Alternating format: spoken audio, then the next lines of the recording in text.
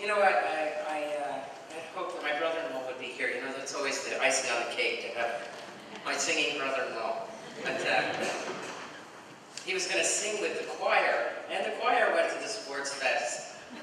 And then he was going to sing along, but Akimi, the accompanist, who knows all of the music that he usually does, also went to the sports fest. So actually, I wasn't even expecting anybody here. I thought they'd all be at the sports fest. So, as I listened to everything this morning, the young Mr. Beebe seemed to have already caught the essence of what I wanted to speak about. And also, as I listened to the songs that I chose rather hastily, actually they were perfect songs. They each spoke about really what I wanted to share. So I feel like things are in line. Also, Zet's reading, he caught the essence of the talk. So basically, we know that in the divine principle, we know that the creation, that is the universe, the earth, the water, the plants, the animals, everything, is a symbolic expression of God, or an indirect image of God. And humanity is in the direct image of God. So we also can come to the conclusion then that we can understand so much about God by looking at the creation. I've often wondered about the use of metaphor. Does everybody know what a metaphor is? I'm going to tell you what you know. Metaphor is an expression of an understanding of one concept in terms of another concept, or it's a figure of speech in which words or phrases are applied to an action which is not a literal application. It's often created as an image, or you use a symbol to understand something else. And of course, I'm going to give you an explanation because that's such a wordy definition. So someone might say, "You are the light of my life." The person is describing in the metaphor that not that the person is literally a light, but rather that symbolically they brighten the life of the person, or cheer them up, or make them happy. Also, you might say somebody has a bubbly personality. It doesn't mean that they're bubbling over with anything, but rather that their personality is like bubbly water, or that it's kind of a cheerful personality. And I always notice that Jesus uses parables, and in the parable, it's like a metaphor. It's a metaphoric story. I also like to use parables and metaphoric stories. And recently, I gave a sermon down in South Jersey, and that sermon was called Dirt. And I know that I figured that there would be, and I see now that there are some people from down South Jersey. I didn't want to exactly repeat the sermon for everybody up here, so I've given another, this sermon is called Dirt and More. So I'm going to begin with dirt. And you know, I gave the sermon to Manoj. I always try to play off the sermon to a couple of people before I actually give a sermon. And Manoj listened to the sermon and said, "Dirt, ooh, that's not so good." In India, if you say dirt, it's like dirty. But in the U.S., we usually call earth or soil dirt. So this is my disclaimer here. This sermon is about the earth, and it's called dirt. Okay, so, and then more I'll let you know about when I get to it. Okay, so dirt, this is dirt. A number of years ago, True Father, the Reverend Sun Myung Moon, invited members of our church, our movement, to Jardim, Brazil for a 40-day workshop. Did anybody go to it? Anybody here? A couple of people maybe went. Anyway, our whole family went. It was sort of billed as an experience of the kingdom of heaven on earth. One brother, in support of that, gave me a video of Brazil, you know, the rainforest. It was so beautiful. There were beautiful trees and beautiful birds and sounds. And it was so exciting. I was so excited. Our family was going to go to this workshop. There was going to be fishing together and horseback riding, and to see all these beautiful things of creation. So, you know, as a number of years, anyway, my mother had given me some money, actually a large sum of money, as a gift, and we held on to that bit of money in order to go to Jardine. We were all excited about this, and we made our arrangements. We got our expensive tickets, we got all prepared, we got our passports and everything. I need to tell you though, a number of years before going to Jardine, I went to Chungpyeong, and Chungpyeong was also billed as the kingdom of heaven on earth. And at that time, Chungpyeong was a mass of tents, and there were men and women who were sleeping on the floor, and as a matter of fact, the first night I slept with there was a long line of big German men. They snored in symphony the whole night long. Thinking, this is the kingdom of heaven on earth. Well,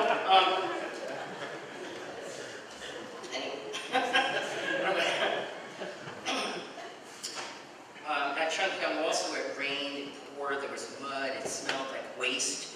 It was good that was burning constantly and wafting through the air. And it wasn't exactly my idea of the kingdom of heaven. But anyway, back to Jardine. So I'm expecting this beautiful, beautiful place. And then we came to the camp. And I discovered that there were 2 trees on the property. And there were 2 colored birds. And if I were to describe the terrain of Jardine, it was basically a mud puddle, which I later came to just recognize as dirt. It was dirt. And this was going to be the day that this was going to be the place where I was going to spend my next 40 days, and in which we paid about $8,000 to go to.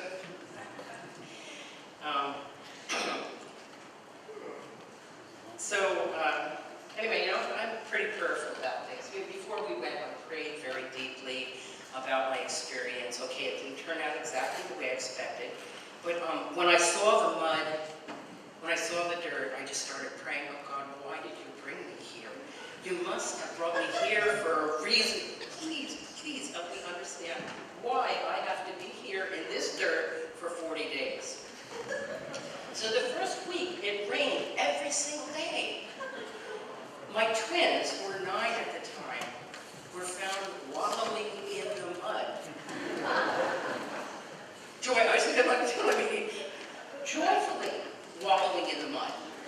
And then they went into the shower with their clothes on, and they showered the mud into the drain, and then they kind of walked all over the room, leaving this mud everywhere, and soon it dried up, and it just became clods of dirt. And dirt all over the room. And in the afternoon, this was almost every afternoon, you could find me together with a number of other mothers. We were at the wash bins. It was a long line of wash bins, and we're just washing the mud out of our clothes. The dirt, the red dirt. We're trying to wash the dirt out of our clothes. And this was my basic experience at Jardine. I have to tell you, it was the kingdom of heaven on earth. I'm not going to go further with this story, but you know, I could really play it up as a very miserable experience, but it wasn't. It was an excellent experience. So, as I continued through each day, and I kept on asking God, what do you want from me?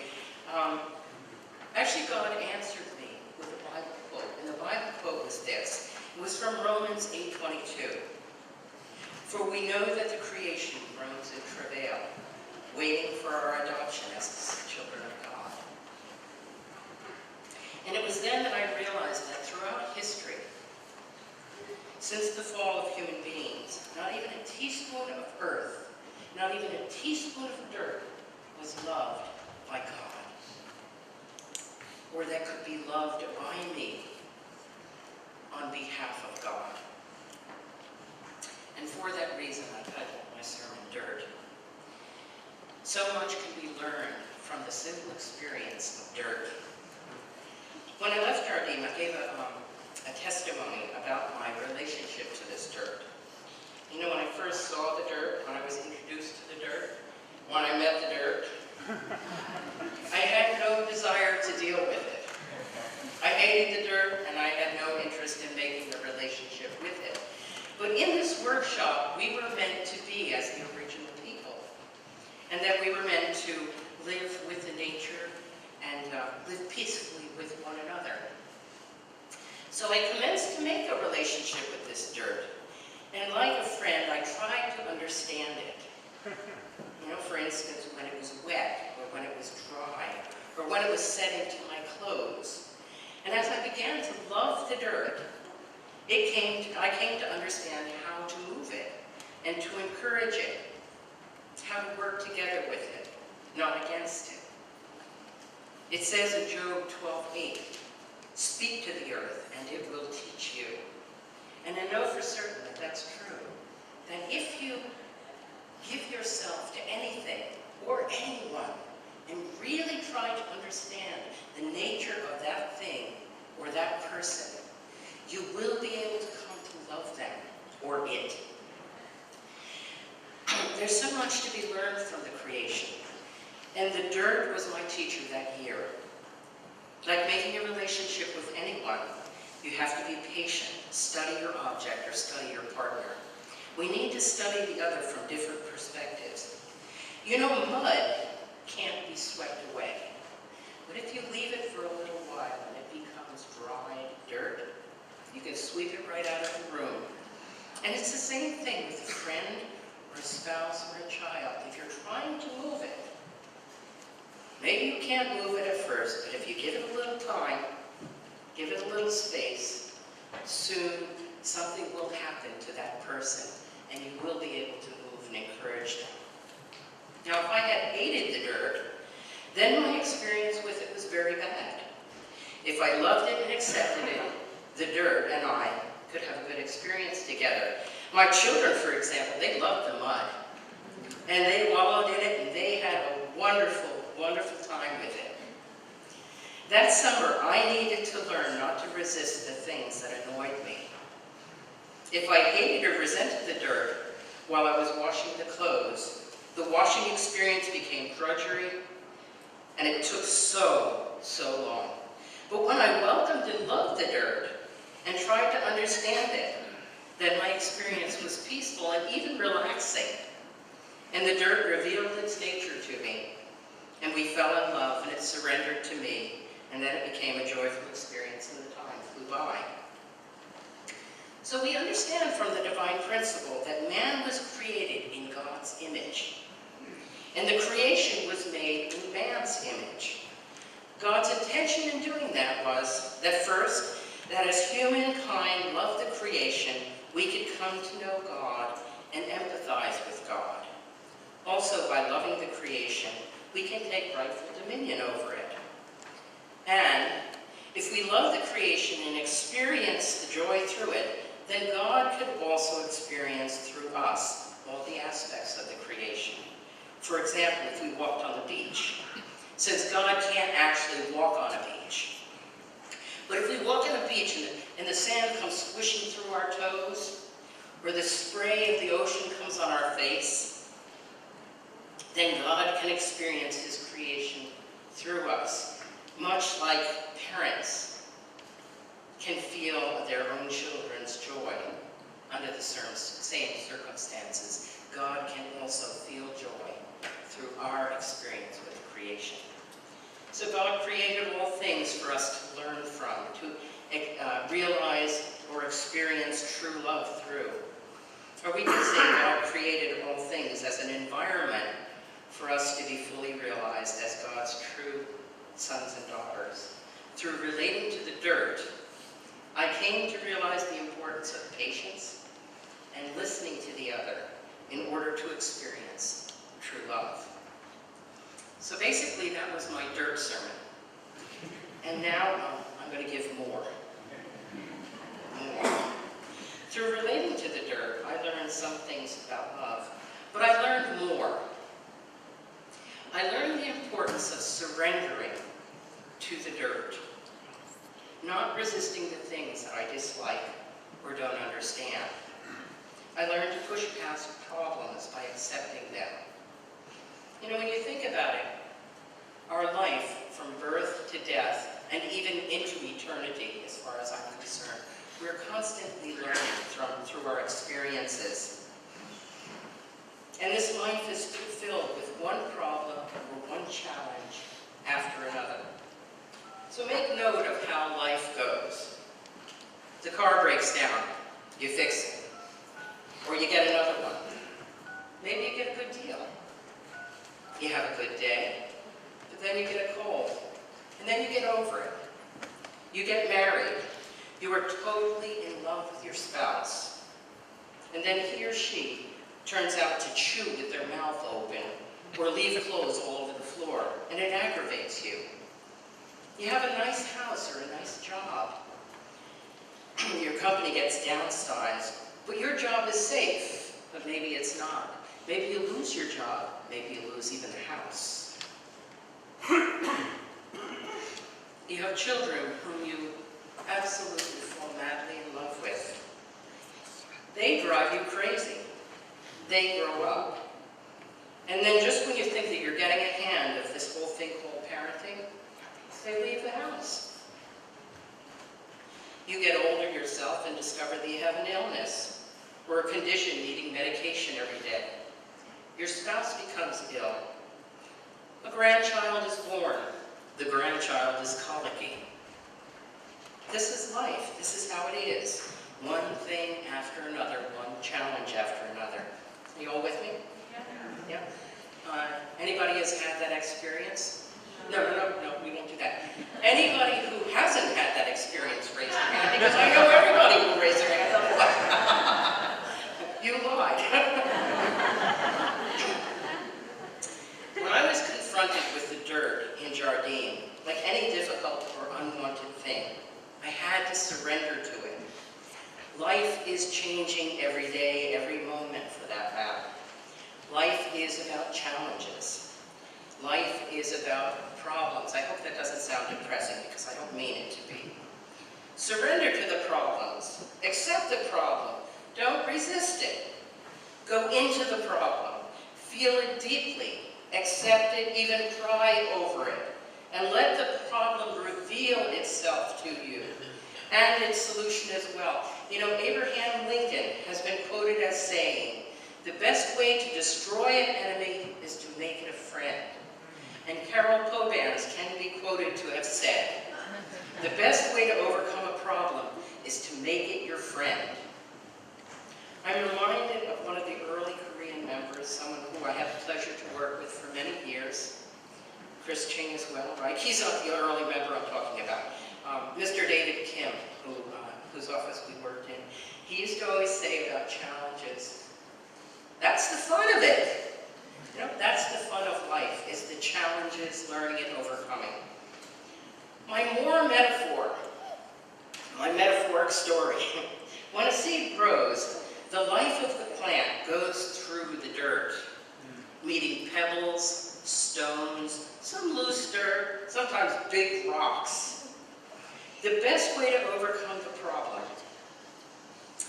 I jumped this paragraph, excuse me. We can learn from the plants, from the dirt, from the stones in the way. That this is life. Every moment holds a new challenge and another possibility to grow.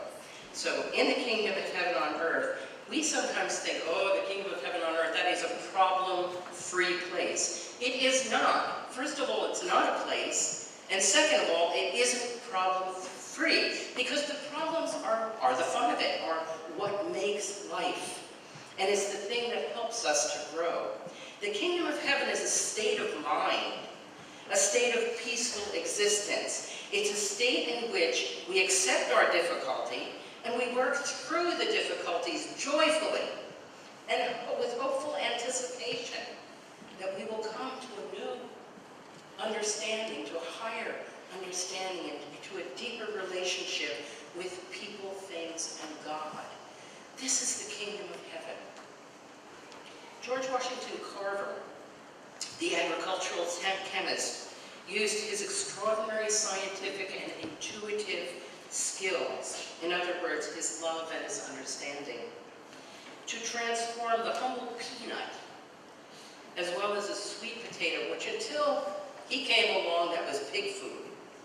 He was able to make hundreds of items from these things, from cosmetics to axle grease. Carver claimed that when he was young, the flowers and plants in the woods spoke to him. And when he was much older, when he was heralded as a genius for his scientific discoveries, he said, "The secrets are in the plants, or the secrets are in the creation." To elicit them, to draw them out, you have to love them enough. Carter also went on to especially attribute his ability to understand the natural world to his love for God and the Bible, always emphasizing love as the deepest way of understanding. Recently, a friend gave me a book titled Broken Open, How Difficult Times Can Help Us Grow. You know, I'm not going to say anything about the book. I'm just going to tell you that it's a great book. If you want to read it, it has some of the things that has helped me to come to understand the importance of difficult times. So just make a note. Great book, Broken Open, How Difficult Times Can Help Us Grow.